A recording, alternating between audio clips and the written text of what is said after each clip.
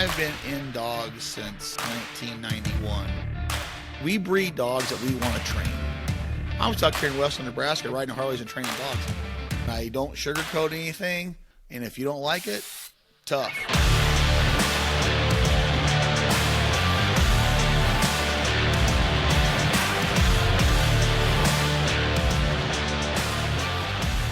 Hello and welcome to the Flatlander Kennels podcast with Chris Jobman. Tonight we're going to have on special guest and super on steroids amateur Chris Rud. Before we get to him though, how's it going, Chris? Good, buddy. How are you? I'm doing great. I've got 6 hunts, 25 teal. I got 25 teal under my belt. You haven't even pulled the trigger. Oh, good for you. Are we going to count bird numbers this year? Is that what we're going to do? Is it a competition? I count them every year. You scratch them on a tablet or something. Yeah, but you're like, ooh, I got 25 already. I'm going to catch you pretty quick when I get home. Trust me. Yeah, well, your ability to hunt every day will do that. I did kill 2 pintail. I killed a drake. Yeah, that was nice. That's cool. That's cool. Anyway, what's going on at the kennel? Just getting ready to leave for the Grand. Well, when this airs, the Grand will be getting over, so hopefully it went well. But we're getting ready to leave for the Grand and the Master National, and one last major push, and then we're done for the year. Just hunker down and train. So I'm looking forward to being done. Awesome. So we're gonna get to know Chris Rud, and I'd like to center this around kind of more for the amateurs because Chris has run the Grand. He's got the youngest dog ever to have the Grand title, which is a super accomplishment. And I think the whole training thing has taken over his whole life. He'll like, he told me he travels like, I don't know, a couple hours or something before work just to train, or just ridiculous stuff. But that's what it takes to be a serious. That's and hats off to you, Chris. Thanks for joining us. But that's what it takes to be at that level. You've got to be willing to travel and put the time in. Yeah, you have to be passionate about it. It's got to be a real part of who you are. Like people that are really into it, it's like a part of who they are. 100%. It's not just. So let's hit the partners real quick, then we'll bring Chris on and let our audience get to know him. And he is the host of the Hunt Test Hobo, if you guys don't know, which is an awesome podcast as well. So let me tell you about Mammoth Guardian dog crates. It's a really good kennel. It's what I'm using if I'm on the road and I want Georgie in the cab because I've got too much gear in the back. Then it fits inside of my truck.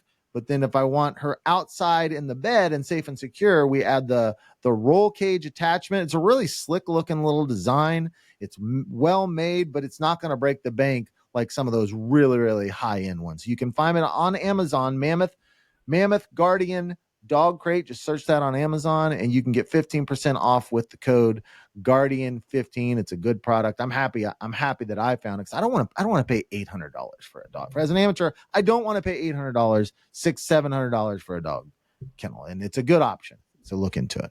Yeah, they're pretty cool. I was a little bit skeptical at first, and then we got one sent here, and they're actually pretty neat with that roll cage. Like I said, I'm gonna try to post a picture, but they're pretty cool. Yep. Let's hit another one. The big Cottonwood Retrievers, good friends of mine, Grant and Sherry Hatch. They live just east of me a little ways. They're breeders of Labradors, and they use our stud dogs a lot. They have some litters coming up. They got a red Ember litter coming. Red is a grand champion master hunter with a plate. He's a son of Flash, and he's Georgie's brother. And they bred it to Ember, who's an HRCH master hunter. That should be a really nice litter. So if you get anybody looking for a Labrador puppy, Grant loves to talk dogs. The more that Grant answers the phone, the less he talks to me. So please call him and get a puppy. I'm busy all the time. So, but he's here every day. I'm just kidding, Grant. But no, they're great people. Give them a call. Big Cottonwood Retrievers. Awesome. All right, well, let's go ahead and bring Chris on here. Chris, how you doing, buddy? Man, that's good. It's a good night. Thanks for having me on, guys. Tell everyone a little bit just about who you are and your podcast and what you're doing with your podcast. Yeah, so I'm Chris Rud. I live in just outside of Chicago. I shouldn't say just out of Chicago anymore. I moved another 45 minutes west of where I used to live. I'm in the rural area outside of Chicago, northern Illinois, and I'm a student of the retriever game. and I love all aspects of training retrievers. I tend to take on a lot of projects with dogs. I love puppies, man. I'm a big puppy guy. I just got a new puppy for myself a couple days ago. I kept another one from my last litter, training that puppy. So I love puppies, man. I love talking about retrievers, and I do. I don't do it as much, but I work for a marketing agency. My primary client is BP, but I film a lot. Like I used to film a lot at my previous job, and I did a ton of interviewing. So my job was literally to ask people the basic journalism questions: who, what, where, what. I can't say that right now, but you know what I'm trying to say. All the W's. So I love asking questions, and so Clark and I and Lyle were talking a while ago, and I said, "Hey, man, I really want to do a podcast." And so they were gracious enough to be the first sponsors with the Hunt Test Guide. They bought all the equipment. And so then that's how I got doing the podcast, was just I wanted to call all these people anyway and talk to them and learn how to train my dog better. So I figured I could just bring people along with me, and it's worked out really, really, really well for me. I've really enjoyed it. I take a hunting season off generally, so I'm starting to wind down the podcast now, but I'm probably going to do some episodes this year, just with. I got a lot of people who I'd still like to talk to, but I'm not going to do a weekly episode. That was probably a terrible intro, but no, not at all. Not at all. Explain the name, the Hunt Test Hobo, and how you came up with that name, and kind of how that ties into how you've had to find a way to get all your training in. Well, probably the main reason I'm an amateur is I can't afford a pro. And with that, if you're going to take this game seriously, you're going to spend a lot of nights on the road, and those hotel costs can really get to be pretty extreme.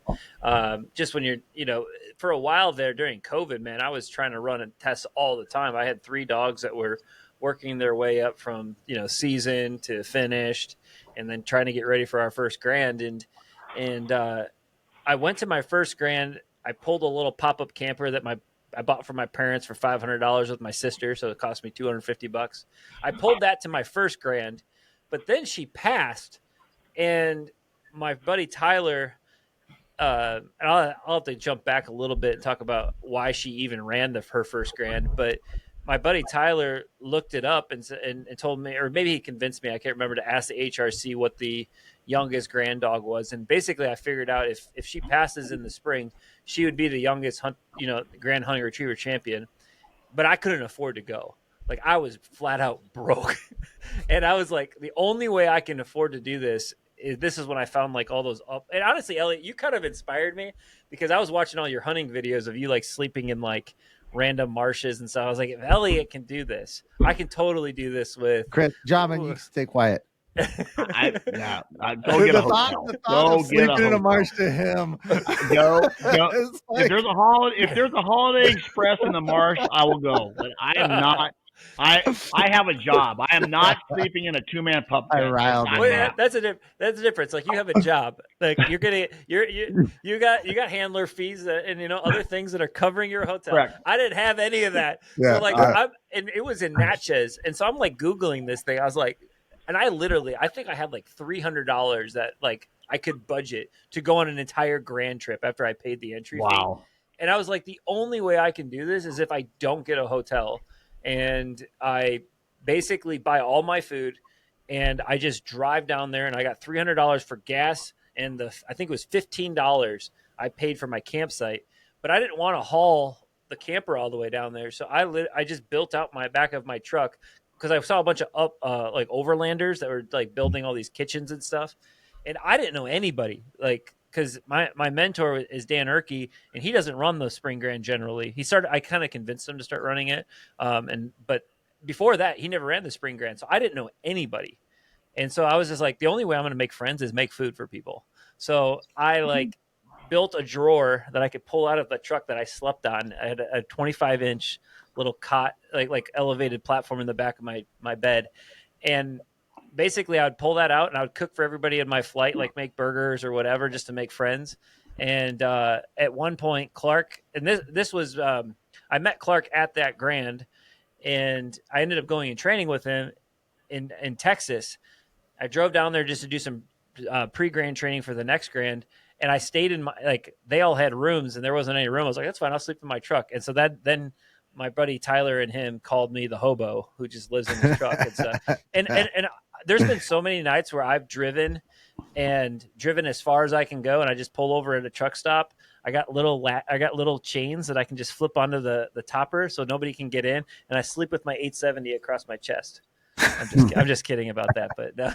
but that's the only way I could afford to do it. And I was really proud of myself. I didn't buy any food, and I only paid for gas the whole trip. And then the last day when I got to the 5th, I got invited by some people in our flight, and I paid $22 for the food I ate that day. But besides that, I went completely off grid, in a sense, to make it through that grand. That's pretty awesome. Amazing. Hats off to you. That's and everybody listening out there that's an amateur. Like, how do I do this? That's how you do it. I mean, there's a will, there's a way. That's pretty awesome. I've slept a lot of nights in my truck too, driving across the country. So I don't want to get a hotel and blah blah. I mean, but we stop when I get tired. But that's incredible. That is the story. So they're both of you are Chris. So I'm just going to refer to Rud and Jobman to make it a lot easier. I had Rud on my other podcast, the North American Waterfowl, and we had a whole discussion about British labs versus American, and we hadn't talked about doing this, but I've got you two here together. So, and I know Jobman, I know you listened to that episode. I would love just for a short kind of, what were your thoughts on our discussion? Is there anything that you did or didn't agree with? And do you have anything to add about just the two British labs versus American? Well, I get this question a lot. I've trained the highest title British lab in history in the Hunt Test game. His name is Shaker, owned by Nora Barth in Ohio. He's got 3 grand passes. He's a master hunter. He's an M&H. He just got 1,000 points. Tanner ran him in a Hunt Test last weekend. He just got 2 weekends ago. He just got 1,000 points. We're looking for that one last grand pass. He'll be the only British dog in the HRC Hall of Fame. He'll be the only dual Hall of Fame British dog in history.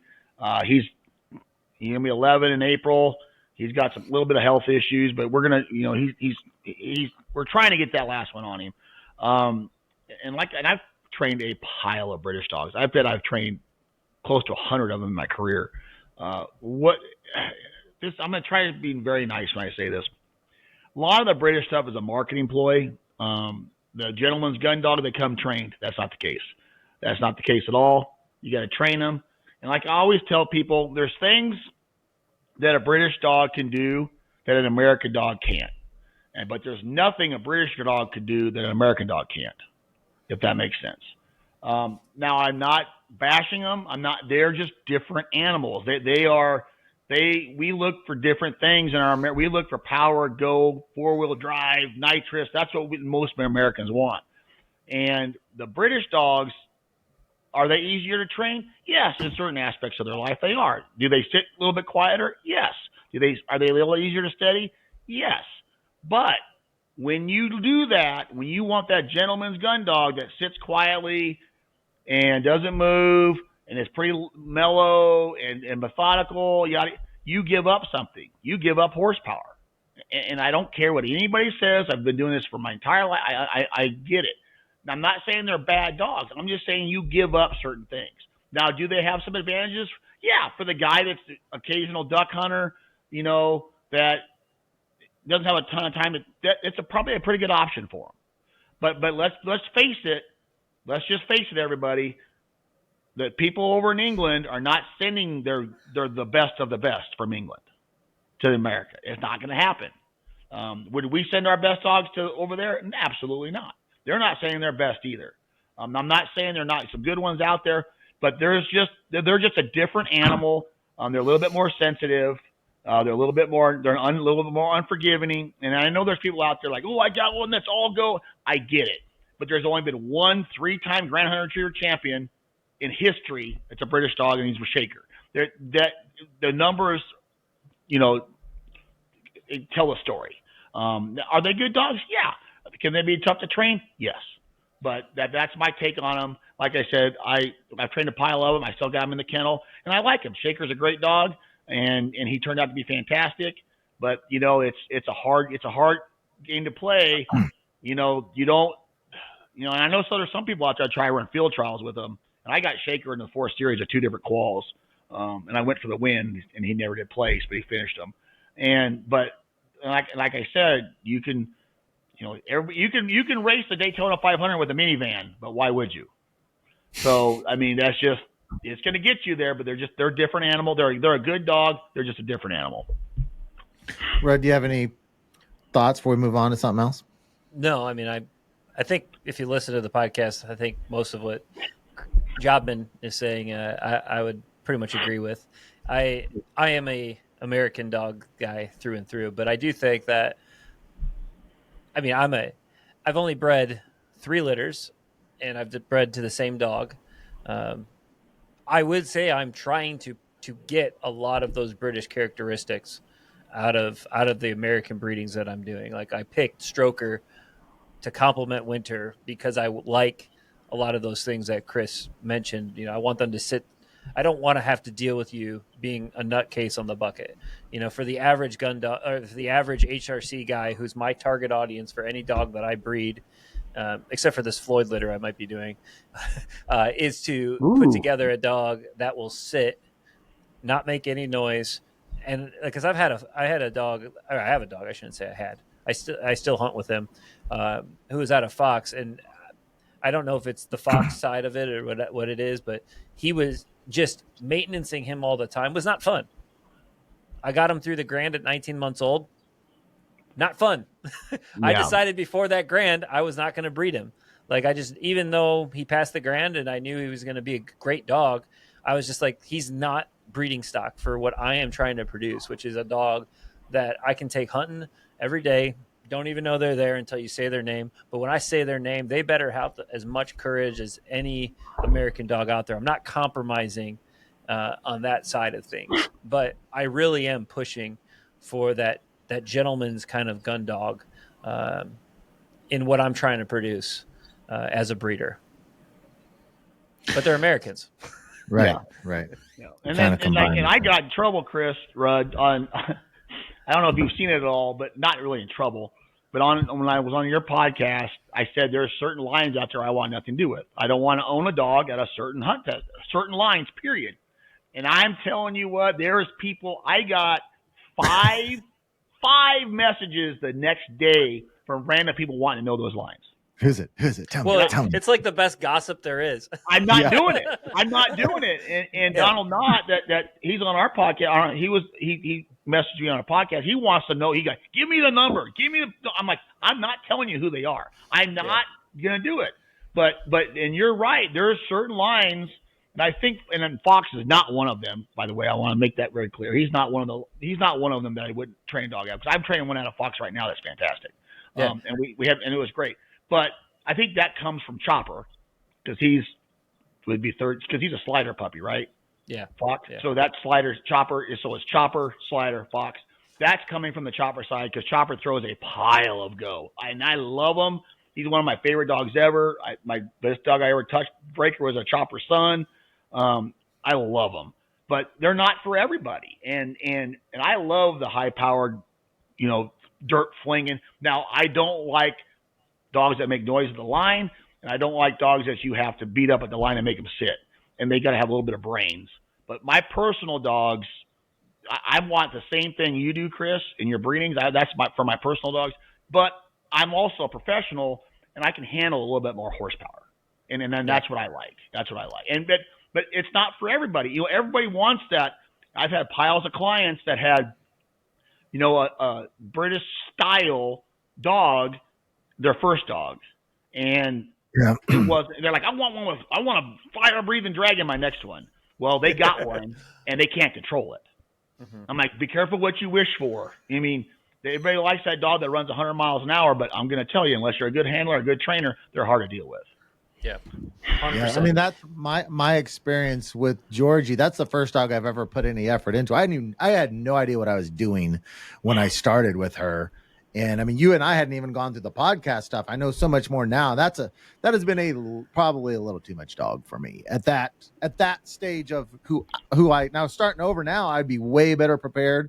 Well, but sure. I think she's probably been a little bit too much for me from where I was when I started. I wouldn't change it because I love that about her, but it's a lot of dog. She's a lot. That's a flash puppy. We train a pile of them, man. And I tell you what, they are a lot of dog, but they're intelligent and they want to work. But in Georgie's defense, we've talked about this 1,000 times. You put her in a situation when she was young that was a lot mentally for her, and that's just how it is. So.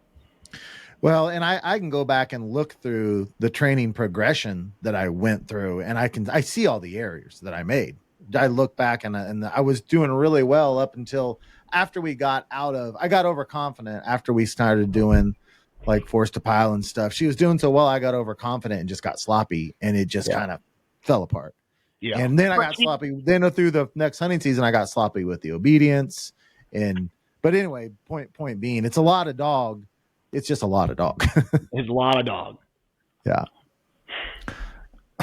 Chris, let's transition over to amateurs at the Grand, because everything coming from Jobman and being a professional, I'm sure that he views things differently. And he could probably still remember his first few times at the Grand, but I'm really curious, advice to your amateur trainers. First of all, what was your first experience like at the Grand, just as far as the pressure and everything about dealing with that and an amateur, and then kind of tips for amateurs in the Grand that might help them succeed better? Yeah. So there's kind of two things I'll talk about here. One is, I had no idea what the Grand really was. I had went to weekend finish test. I had put 3 finish tests or 3 finish titles on 3 different dogs. And I just had heard the Grand was really hard. Like, that's all I had heard. And so I set up things that I thought was really, really hard. And looking back now, I was probably running like pretty serious qual stuff as HRCH, to where when I got to the Grand, my first Grand, I was actually underwhelmed. And my dogs, or at least Winter, was underwhelmed by the scenario. So the big thing is like, you can get the Grand diagrams that come from the HRC magazine, which I've learned is not accurate since I've ran a few and then seen their diagrams. But that's really what I looked at. I looked at those and said, how do I just train for a bigger than this? And that's really what I tried to do. But the only reason I always tell people, and I want this to be clear, like, you run the dog when the dog's ready to be ran. I never pushed Winter to be the youngest Grand dog. That was never my goal. I wasn't even going to run her in the Grand. I mentioned I had 2 other dogs. I had a dog that I trained for my sister, who was a nice chocolate dog. And then I had a friend's dog that I had trained, and he would help and kind of throw birds for me every once in a while, that I had trained his dog the year before. And he just said, hey, could you take her to the Grand? So I was taking her to the Grand, and this dog named Lulu, who was a chocolate. And she had got her finish title at the very beginning of the spring. She was doing really well. But then all of a sudden, like 2 months before the Grand, she just all of a sudden couldn't mark. And I was like, what in the world is going on? And I kept training her. And eventually one morning she was sleeping upstairs in our room, and I rolled over and the morning light hit her eye just right to where, like, I could totally see one of her eyes was completely clouded over. And it just hit me just right to where she had got a cataract. It was developing in her eye. And then my sister took her to a specialist, and she had lost 80% of her vision in one eye. And she was only I think 17 or 18 months old at that time. And I already had paid the entry fee, and I didn't know you could scratch a dog and get your money back at the Grand. I thought once you committed, you had committed. So I filled in Winter, who at the time was 16 months old and just had got her finish title. And I had just done it because I thought I had already wasted the money. But so I just want that to be clear. Like, I never was trying to get this title. I was just training the dog that was in front of me. And I felt like, hey, I don't know what this Grand is, but she's running really good. I'm going to just go and send it and see what happens. So I would overtrain for a lot of stuff, like train bigger than whatever you can kind of imagine in your mind. and really focus on hard bird placement. I think that's a key. And the other thing is, as an amateur, what we're really missing is drag back scent. That is a huge thing that can just eat dogs up at the Grand, because you got these you got these birds that have been thrown for days on end ahead of time while they're setting this thing up. And then by the time you get to the second day, you've already had 100 dogs run a good path to heaven and a bad path like to somewhere else. And if your dog doesn't know how to ignore drag back scent and really just be like, that bird is right there, I have to get up that hill right there and pick up that bird. And that's honestly one of the main reasons that I think Winter did so well when she was young, is she just wasn't susceptible to drag back scent like my other dogs were. Like, she was just she's like one of those pinpoint marking dogs where she's like, it's by that blade of grass and I know it's there. And there's nothing else that's going to stop me from getting to that bird that's up there on that hill. That's a big thing. And I think the biggest thing, I shouldn't say I hosted, Abby Farbs hosted a amateur training group, and I talk about this two episodes ago on my podcast.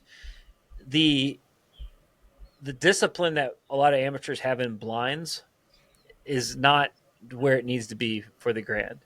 Like, a cast refusal or scallop cast is death.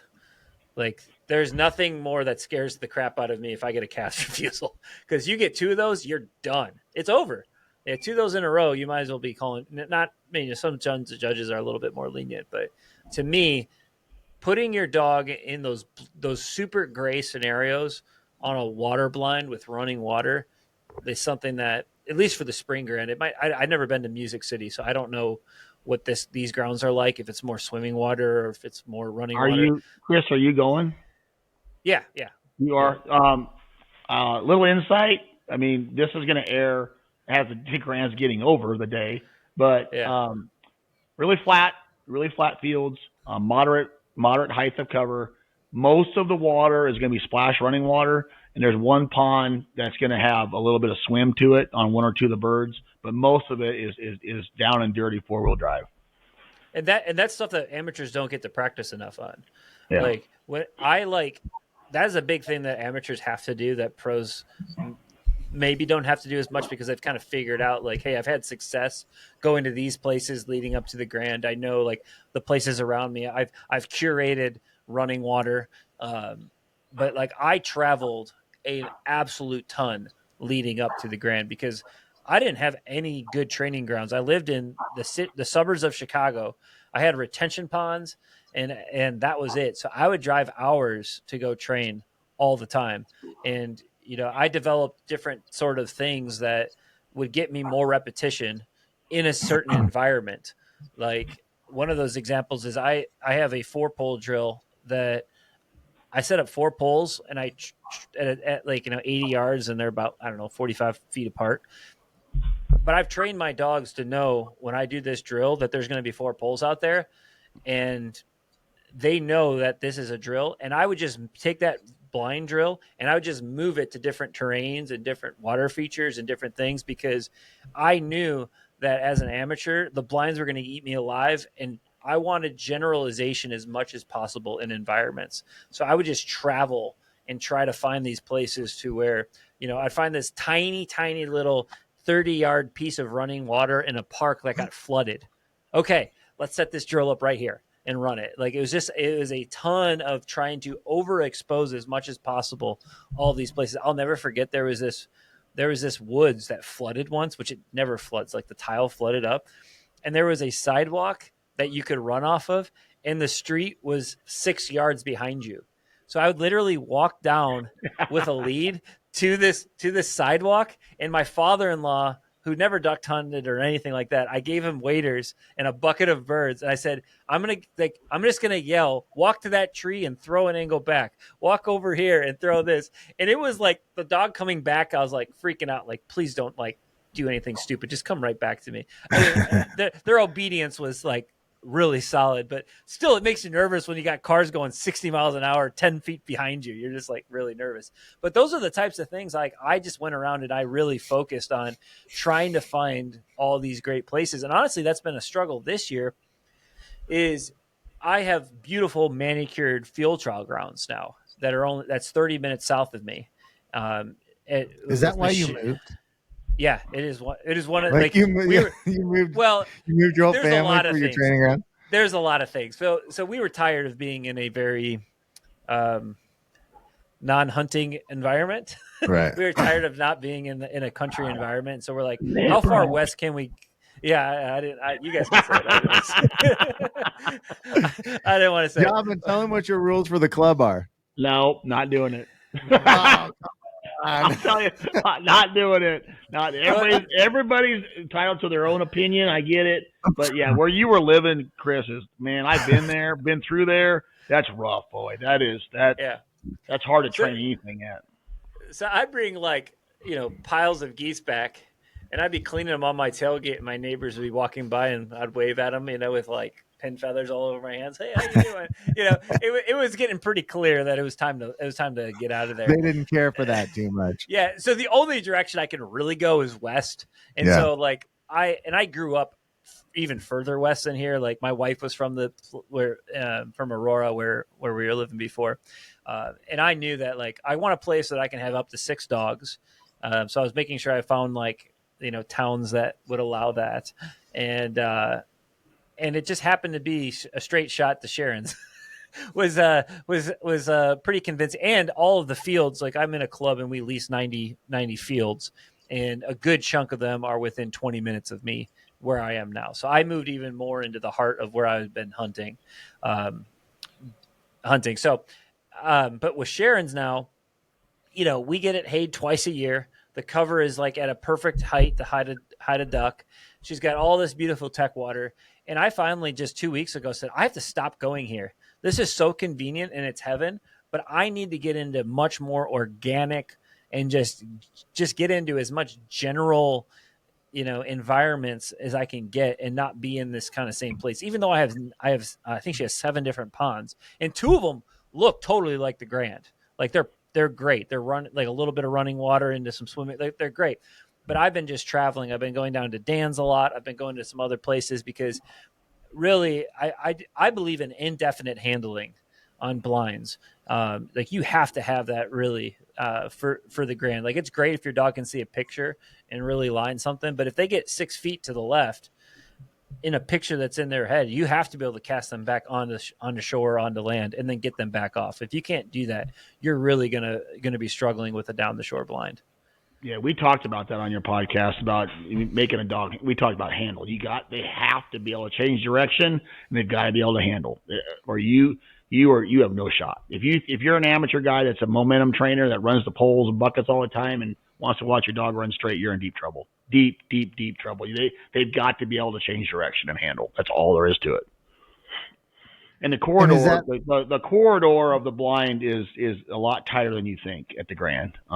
Yeah. And to hit that, I had a conversation today. Remember, Chris, when we talked about crossing, you have to cross the center line on the blind with Tracy. Remember that? Yeah.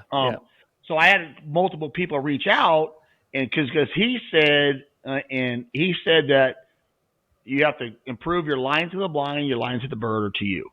And with to you doesn't mean recall the whole way, that sort of thing. So I had a bunch of people contact me, and they asked me about squaring your dog up on your whistle sit. And I reached out to him today, and I talked to him and said, hey, I knew the answer, but I wanted to get it from him. You called Tracy, you said? Yes, I called Tracy today. And I knew the answer, but so if you're running the Grand, and this is from Tracy Stubbs himself, the man, you can improve your line to the blind, the line to the bird, and the line to you.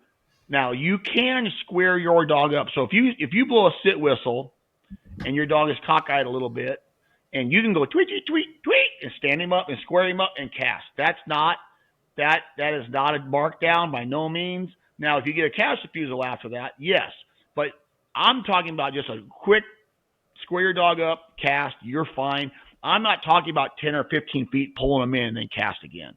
Now, that is allowed a little bit at the Grand but you're going to probably be on ones. Now, he didn't say that, but you're probably going to be on ones if you do that. But if you sit your dog and you square your dog up, if you square him up, it's like tweet, tweet, tweet. All you're doing, and then casting, you're fine. That's allowed. because I had to, because a bunch of people asked me about that, because I have one dog my wife owns, Eileen owns, named Clutch, who's a really nice, big, beautiful dog, but he's a grand champion master hunter, but he's got a pile of momentum. He's out of juice, and he's got a pile of go. But he's a nice dog, but if he's not squared up looking at me, I guarantee you I'm probably gonna get a cash refusal, because for some reason in his head, his momentum, he's a really good lion dog. He's got that really strong momentum to run straight.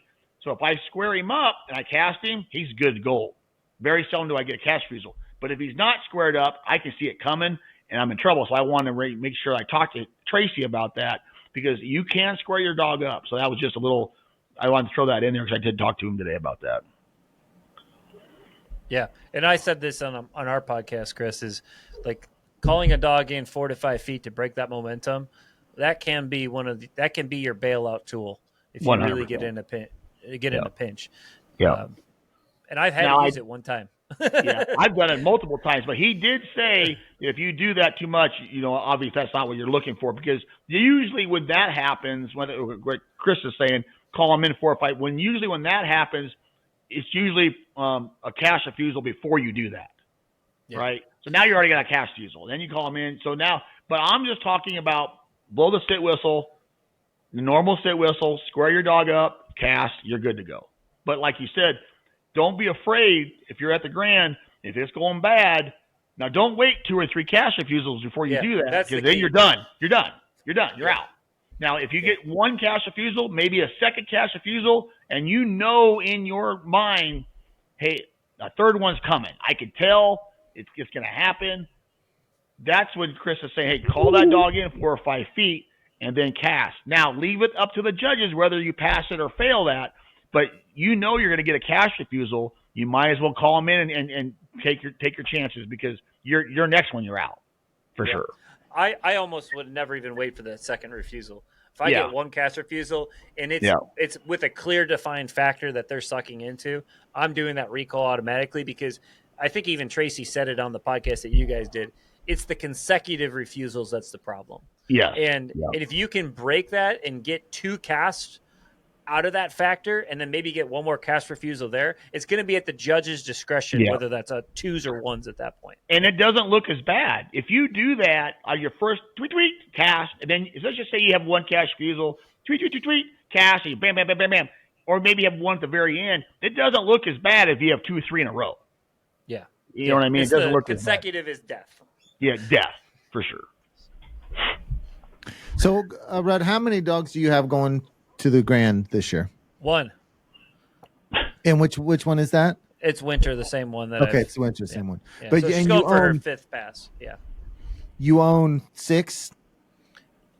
Yeah, I have to count all the time, because I buy dogs all the time and train dogs, and if I don't think that they're exactly what I'm looking for, either for myself personally or my breeding program, I'm selling them. So like right now, I have a dog that's out of Grady that I think is a really nice dog. Like I think he can totally be a Grand Hunting Retriever champion. Just a lot of the quirks that he had as a younger dog just doesn't really fit what I want from a breeding program. And there's so many good males out there. I honestly have just decided I'm not buying any males, because why would I? I can train great females as an amateur, and I got to make some money on some of this because it costs so much that the females are the way I do it. But I'm super selective on who I keep. So I think I've sold over 75% of the dogs that I've bought that just didn't fit the program, and they're out. So I have Winter, who's running. I have Rex, who passed the Grand at 19 months old, had a hunting accident, can't hear anymore, can't run the Grand, had a Derby jam, was a really nice dog. Like he totally was going to be like that dog I was going to chase the SRS with. I probably wasn't going to breed him, but he was going to be a dog that I just got to play with. Now my daughter runs him. I have Autumn, who came out of my second breeding with Winter to Stroker, and she's really nice. Like I really think she's going to be a top shelf dog. And then I kept another dog out of this last breeding, the 3rd breeding to Stroker, and I'm training that dog. Probably just going to sell that dog to one of Clark's clients. And then I just got another dog this week from John Robertson, who won the crown last year as an amateur, and he bred his dog Kate to what am I blanking on his name? Blue, who's out of Mickey FC with a lot of points. So those are all my dogs right now. So what is that? I don't even know how many that is. Is that 6? I So think why it are is you 6. only running the one? What's your plan with the different dogs? Autumn's 11 months old. Like she could probably, she doesn't know how to swing with the gun because I'm training her for derbies. But we ran her on 3 of the grand setups that we did as a triple, and she picked them all up and ran blinds that were 2. Like she's totally capable of doing the work. She's just not mature enough yet to run that, and she's only ran 1 season test. So like she's not even qualified to run it. And my focus is derbies with her.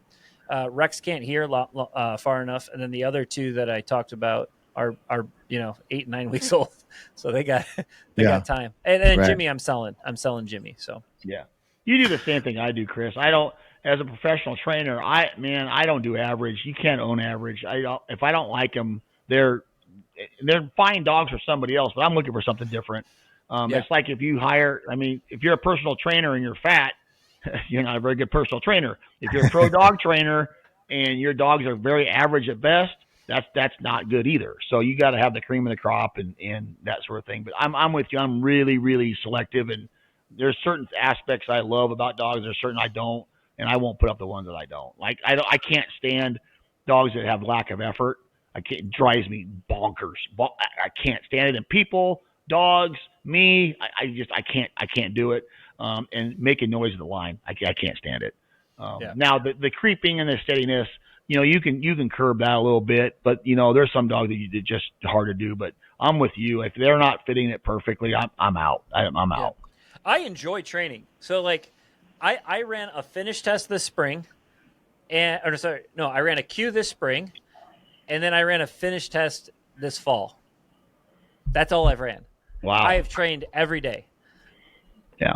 Pretty much. Yeah. Like maybe 2 days a month I didn't train because of, family stuff. But I like training. I love training dogs. It's like if you don't love training dogs, it's really hard to do this game to the level that I'm trying to do it at. Yeah, I wish my business and my life was about training dogs. Mine is training dogs, being a psychologist, being a psychiatrist, being a mechanic, and it is everything and in between. And if it was just about purely just training dogs, it would make it more enjoyable. But I tell you what, you're blessed that you don't have to deal with clients and not all of them, but most of them are great. But it's a lot on you. My phone goes off at 3:00 in the morning sometimes. I text, "Hey, how's Sparky doing?" I'm like, "Are you serious?" 3:30 in the morning. Like, well, I was up. I'm like, well, I'm not. Yeah, and it's not that you don't love your clients. It's just that dealing with that many people about those issues is just a lot. It takes a lot of time, takes a lot of effort, takes a lot. It is. And I always tell people, they're like, oh, imagine 70 soccer dads that literally have the best athlete in the history of the world, and they're going to be a professional soccer player. Just imagine that. That is what we have. And then our reputation, they think you can just wave the wand and they're great. Some of them aren't born that way. That's just all there is to it. Rud, go back and how did you get into all this? Because you haven't been doing it that long. Yeah. How did you, and what passions, because you're a passionate person, so there's no way that you weren't passionate about other things. What passion did this kind of replace in your life, and how did you get into it all? Yeah, so my dad's a pilot. I soloed in an airplane that my dad and I rebuilt. That was my grandfather's on my 16th birthday. Got out of the airplane and didn't know how to drive the truck home. Like I literally was flying before I was driving. And aviation has just been a huge part of my life. I still thoroughly enjoy flying. I have my private pilot's license. That's how I find out what fields are cut right before the season. And I've done some scouting. It's just not as efficient as just getting in the truck sometimes. But I thoroughly enjoy flying. And I flew model airplanes competitively as a kid. That was my thing that my dad and I did. And I carried that after college, and I flew competitively up until I got my first dog. And I was on Team USA. I got 7th in the world in France. I knew there had to be something you were crazy into. Wow. There's no way there wow. wasn't. Yeah. That was amazing. And honestly, like that's where I learned to practice. Like I mean, I was a collegiate athlete. I wrestled. I won state in high school. Like I've been always just super driven, but I really learned to practice and be coached flying airplanes because like it's precision aerobatics. Like there's a certain like standards you have to fly within, which sounds sort of similar, to a hunt test, and I had a great couple of coaches that lived nearby that would take their time and go and coach me. And I would just take their feedback. And so when I got into the dog game, which was my grandfather, who was probably, I think he was like 86 or 80. I'd have to actually look this up because people ask me this all the time. He 85 plus, he's getting up there. He's 92 now. And I took him on his last hunt last year. Well, I never went duck hunting. I was deer hunting. My parents have a little bit of property I can deer hunt on. And we were at like some family event, and I was just talking to him. I said, "Hey, you still duck hunt?" And I think it was because I saw on Facebook an old Duck Dynasty episode. And I was like, just thinking about duck hunting in the back of my mind. I was like, that kind of looks like fun. And he said, yeah. This is the opener. Let's, come out there with me. And I said, all right, great. And he called me the night before. She's like, did you buy a license? I was like, I'm not shooting. I just want to sit with you. And he's like, no. Go get a license. So I went and got a license. He brought me a shotgun, never shot before. And this woody flew left to right. And I stood up and I shot it and smacked it. It was probably the best shot I'll ever have. And I totally didn't know what I was doing. I smacked this duck and it landed in this cow pond, this like super mud. And I was like, well, how do we get this bird that I just dropped in the middle of this nasty pond? And he, at 88 years old, is out there with chest waders in the muck and the grime, walking out there to get this woody that I shot. And I was like, we got to get a dog. This is crazy. He's going to die. like he's just going to fall over and die. Like we're not going to be able to find him. He's just going to be at the bottom of this cow pond. And, so that's kind of how the whole dog thing went. And I went online and I just searched retriever, like retrieving for like retriever training or something, and the Super Retriever series showed up. And I think it was a Great Outdoor Games is what I saw on YouTube.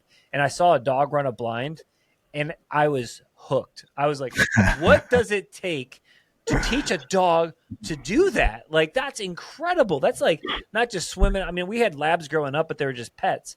I was like, what does it take to do that? So I bought like a couple books.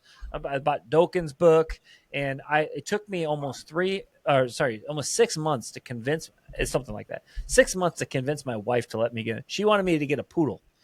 And I was like, she's like, I don't want something she's like, I don't want to get something that sheds, And so somebody from work's dad did AKC tests and he helped me buy my first dog. That dog ended up being like way too much and it wasn't a great fit, but, I bought Winter right after that. And so I went through this is how you kind of suffer through the force fetch phase. And, Dan walked us alongside me and taught me a lot. And then Winter was like, well, then I was hooked. So then I'm trying to my wife won't let me get any more dogs. So I convinced my hunting partner to buy a dog out of Mason. And at the time, Mason had a bunch of grand passes, but he hadn't done it much in the Crown or anything yet. So Mason, and it was out of a female that was bred to dude, and she had no titles, but she was out of dude. So I felt like, man, that looks like a good pedigree. So I convinced him to buy her, and I trained the dog as my first dog to learn how to train by myself. But he would kind of help out and he would hunt with her. I didn't have as much time as I really wanted. But then my sister, I wanted another dog. So I was like, who else can I convince to get a dog? So I convinced my sister to buy a dog. And then after that, after I and so this is all, so these dogs, I think are like 7 or 8 months apart. Like I just kept going down the line. I was like, I need another dog. Because like I realized really quickly, wait, you set all these wingers up and you do all this crap to run for 6 minutes. For 6 minutes, I was like, this is stupid. I need more dogs. So I bought I gotta find pictures of it and post it. I bought the most hobo trailer possible. I mean, it was like one of those Harbor Freight, like, collapsible, trailers that you can like put in like the corner of your shop. Somebody had built that with a plywood box and 4 holes on it. And I was like, I got to figure out a way to haul these dogs around. So I drove up to Minnesota in a snowstorm and picked this thing up for like $300. It was not safe. Like it was so stupid. But anyway, I had that for 2 years. That was the only way I could get the dog. I would never take it to a hunt test because I was like way too embarrassed. But I used it to get to the parks that I needed to go train at. That's great. Then my house is the exact opposite. I get Wiley's like, "Can I have a dog?" No. Can I have a dog? No. Can I have a dog? We have too many. I'm the one saying no. I'll tell her, "Hey, I need a puppy." She's like, "Okay, where are we gonna get?" I'm like, "No, you're not." She wants a Saint Bernard. Now she wants a Great Dane. Now she got corgis. Now she got a lab. It's wild kingdom here. I'm like, no. Our house is exact. I'm the no. She's the yes when it comes to dogs. How many dogs, Robin, do you and Eileen together own? I have no idea. Non-client dogs. No idea. I don't know. 12. How many of the 8? How many of the 30 dogs you're taking to the Grand are you? How many? Own? Are you serious? This is the number I heard for the very first time. Are you serious? With the corgis, we have 17 dogs. I didn't know that until this moment in time. Anybody who wants to buy dogs, call me. Cheap. Like we only have 4 or 5. We only have 5 corgis. We have 1 puppy who needs to be sold, but we have 5. So we have 12 Labradors and we have golden too. That number is ridiculous. We're downsizing. This is turning into a therapy session for correct.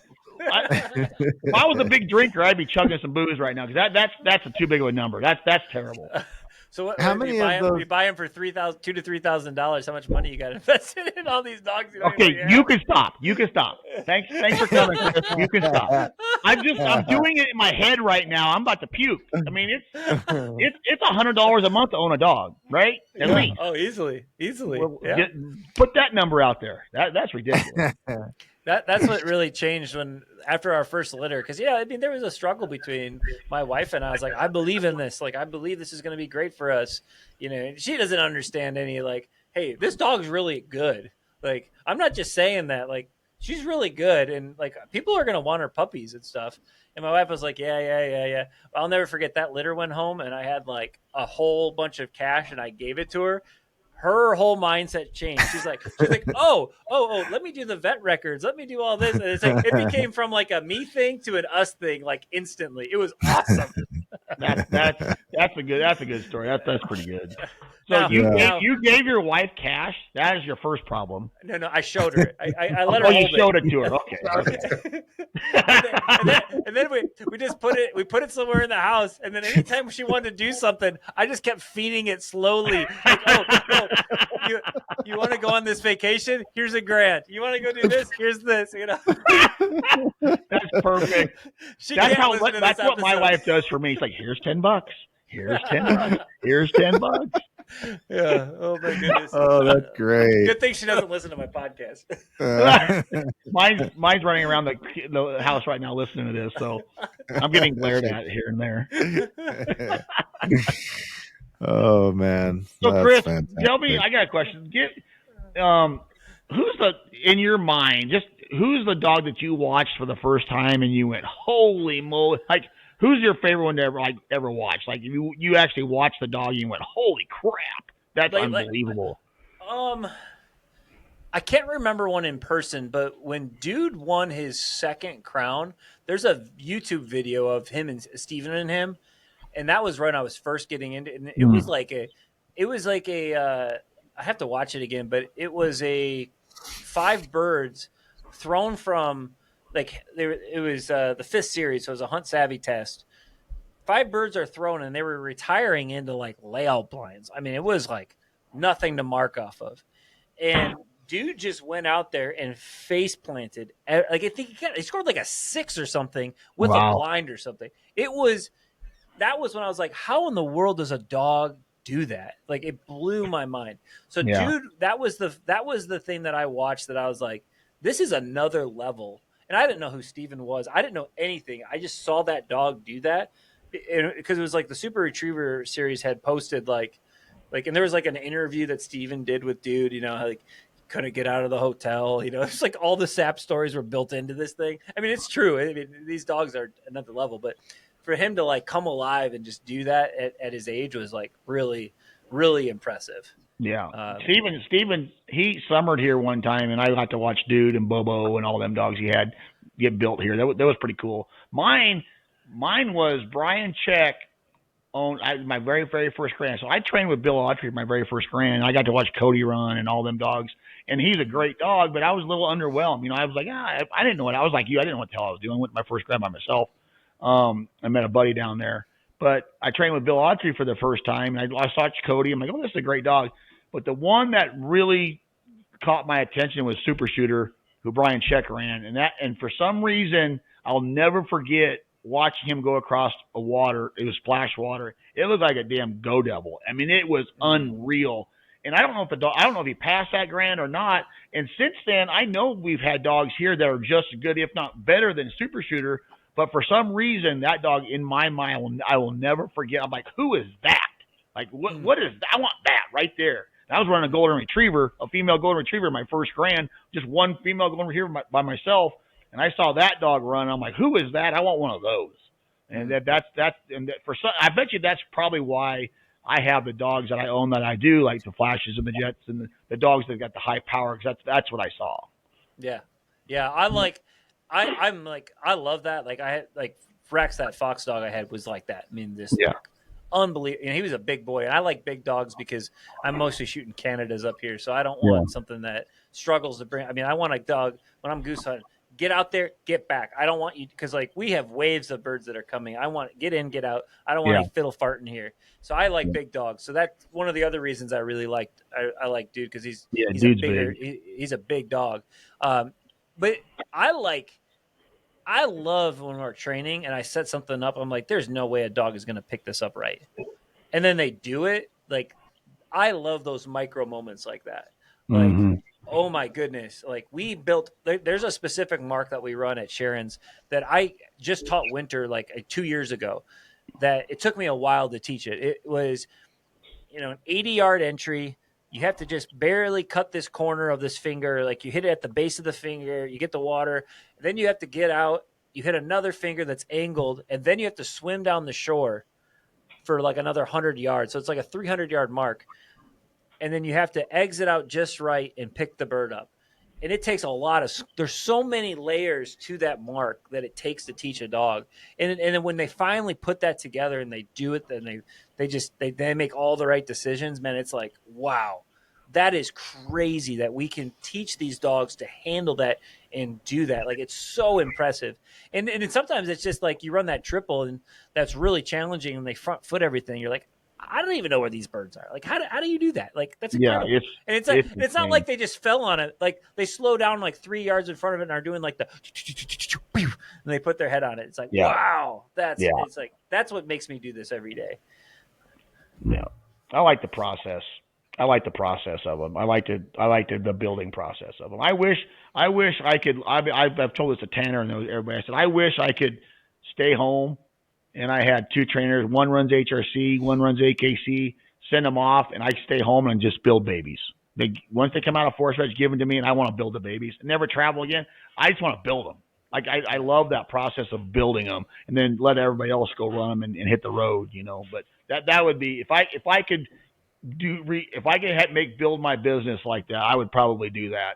Just, I'm not a young man anymore, and the traveling is tough, but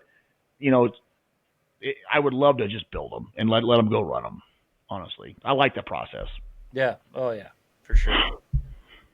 Well, anything else that either of you guys want to cover? I think this has been fun and entertaining. Anything else we need to hit before we? I need to get both of you out for a hunt at our club one of these times. Oh yeah, I'm game. Fun. You have to ask me twice. But you want to watch something funny? Put a 410 in Elliot's hands. Wow. Didn't go. It's like Elliot well. with a beard. It didn't go well. No, it's not the 410. It just put me in the hot seat because I only sucked with the 410 twice. I sucked with the 28 gauge another 4 times. Yeah. So it's just the hot seat. I just fall apart. So did you hear about the hot seat, Chris? How we hunt it? So how we hunt is we have a club. We have big blinds. They're 25, 30 feet long.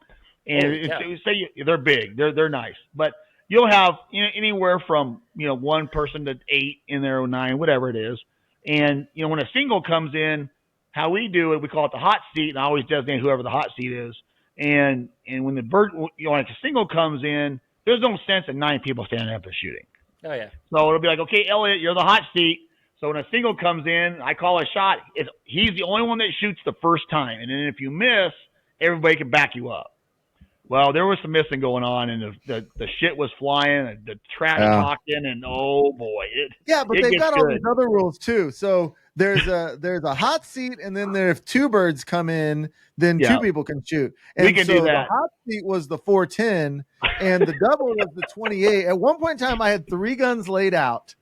To where if it's a hot seat, I grab the 410. If it's a double, I grab the 28 gauge. That's too much thinking. Oh, it's fun. So what we do is, like, say we have 8 people in there, and let's just say Elliot's my guest, and you're Byron's guest, Chris. And I'll say, okay, the next double that comes in, the only ones they're shooting are going to be Chris and Byron. That's it. And I mean, it's fun. I mean, we're there to have a great time, but if you miss, boy, the ribbon is bad. It's really bad. So bad. This last year, my cousin and I, we were in first grade together. We hunt together. We own our decoy trailer together, and he's a pilot for United, and his buddy's a pilot for United. I always give him a hard time, like, you guys can fly people around, but you can't freaking shoot a duck. Anyway, so we need one more bird. We don't know who needs to kill it. Just like we need one more bird. And we've been sitting out there for 3 or 4 hours, and it's been pretty tough. And this single goose comes over us at like 20 yards, flies straight over the blind. I say, all right, guys, kill it. They stand up. They unload 6 shells. Boom, boom, boom, boom, boom. And the bird just keeps going. I'm like, what the frick? I want to get out of here. I stand up. I drop it. And I send Winter. And I say, I guarantee you guys that bird's banded because you guys just whiffed on it. She brings the bird back, and it was totally banded. That's awesome. I was like, you guys. I mean, granted, it was like a 9-year-old local bird from like the park over there, but still, like, I was like, what are the chances that you? I mean, they just bah, bah, bah, bah, bah. I'm like, and I'm like sitting down, not even like oh crap, like I've got time left. That's hilarious. I bet that's happened to us before, and it's hilarious. It is. Oh, it's so fun. We try to. We call that. Are we doing a gentleman's hunt? And people say yes, and I just as the dog runner normally, you're the captain of the ship. Yeah. All right. This one's for Jimmy. This one's for whoever. That's the way I like to do it. I'm past the like. We have to get a limit every single time. Nah, that's not us either. I mean, we do shoot a lot of birds, but man, it's all about the show for me. I want to see the show. I want to see him give it up and get it on. And Ellie's been out there. I mean, we put him in there pretty close. It's fun. It's a cool place. And the people there are really fun. It's not just the hunting's just part of it because it's the whole environment and the clubhouse and all that goes into the whole thing. It's a blast. It's fun. We'll get you guys out. It'll be fun. All right. Well, thank you, Chris Rud, for joining us. Make sure, guys, that you check out the Hunt Test Hobo podcast. If you like our content, you're going to like that as well. So put that on your list if you haven't already done it. And where can other places can people reach you, Chris Rud?